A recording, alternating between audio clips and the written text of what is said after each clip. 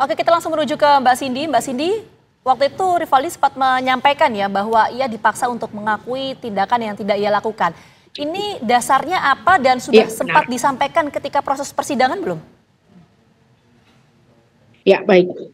Kalau mengenai dasarnya apa, itu mungkin dasarnya keyakinan bapaknya korban, bapaknya Eki. Yang dimana karena pada saat tanggal 31 Agustus itu, kan tanggal 30 Agustus Rivaldi dipindahin nih dari Polsek Utara Barat. Pada saat di Polsek Utara Barat itu dia ditahan untuk kasus penganiayaan, ya. Terus di jam 11 malam dia dipindahkan tuh ke Polres Kota Cirebon. Sampai sore itu jam 5 sore tepatnya itu dia belum ada BAP sama sekali untuk kasus apapun ya. Dia hanya dititipkan di sel. Setelah itu jam 5 sore barulah dipertemukan dengan 7 tersangka yang ditangkap di depan SMP 11. Saya pertegas dulu ya untuk ceritanya biar enak. Baik. Setelah itu ya dia disatukan nih sama 7 tersangka tersebut yang sudah ditangkap oleh Pak Rudiana.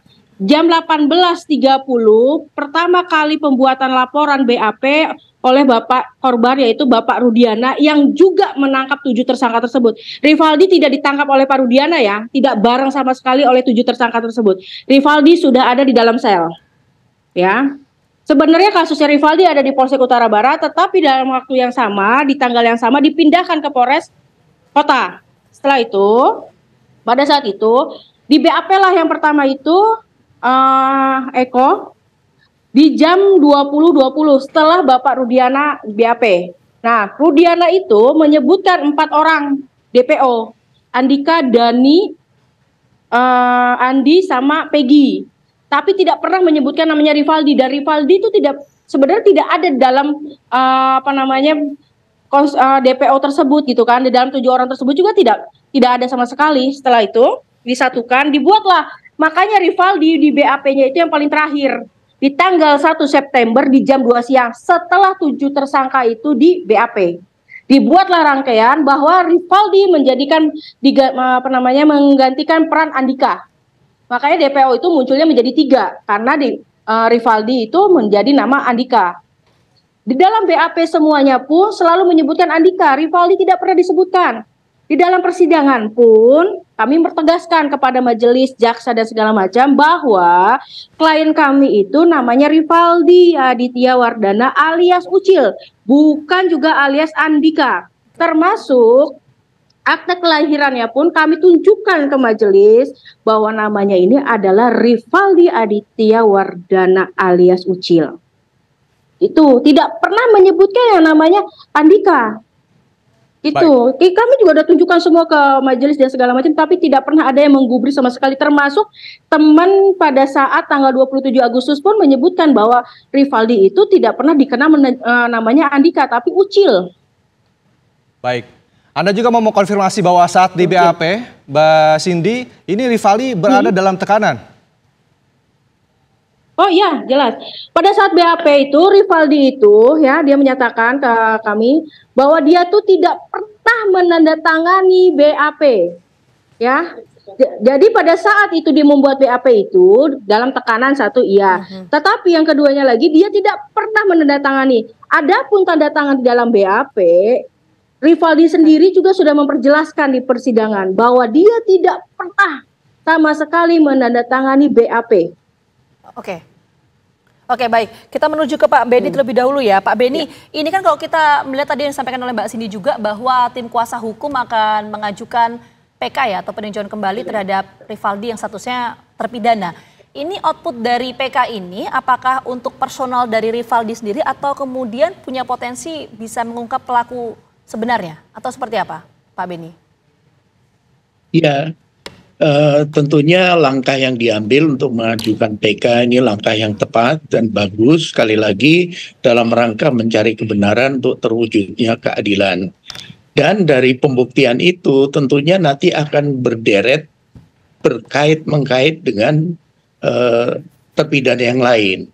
Karena nanti akan ada ralat-ralat keterangan seperti yang saat ini bermunculan, pengakuan yang ditarik, pengakuan yang setelah dilakukan BAP ulang ternyata juga berubah.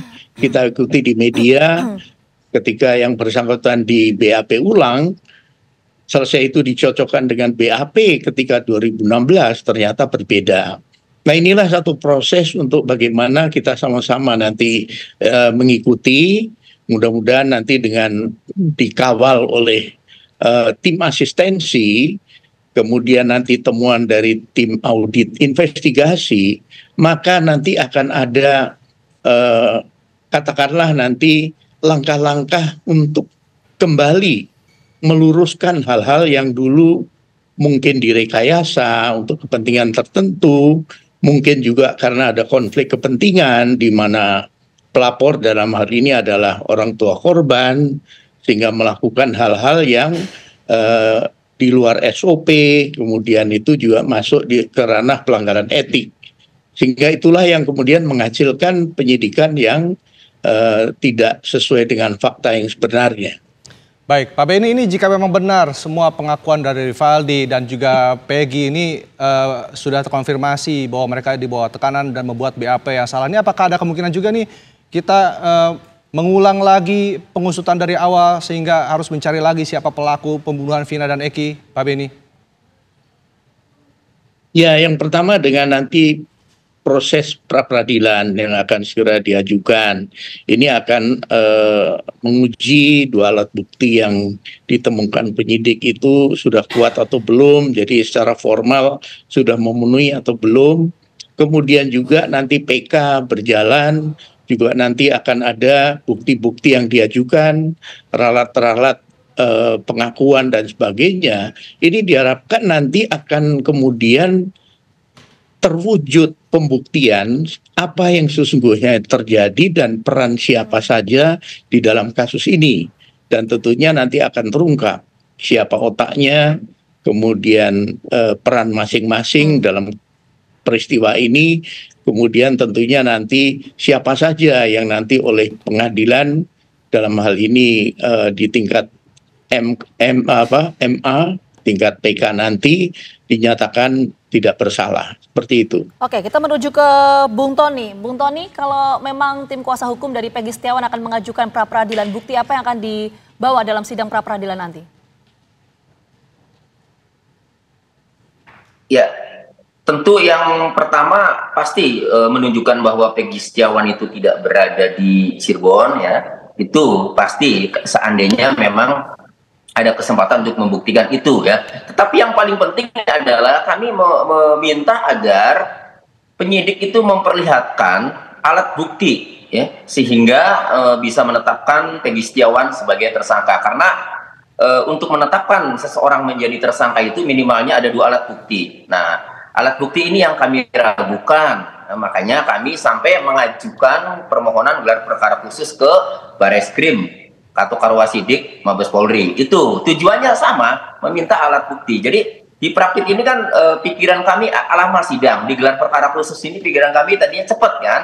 Nah, ternyata kan di gelar perkara khusus seperti yang saya pernah ketemu Pak Beni Mamoto di acara stasiun televisi, itu penyidiknya masih sibuk dengan menggali atau melakukan tahapan-tahapan penyidikan lain setelah munculnya beberapa saksi kan begitu, sehingga kami melihat bahwa di gelar perkara khusus ini agak lama. Jadi nanti di Prapit inilah mungkin yang lebih cepat, ya. Ya, pada intinya kami meminta penyidik agar menunjukkan dua alat bukti sehingga bisa menetapkan Peggy Setiawan ini menjadi tersangka kasus pembunuhan Vina dan Eki itu.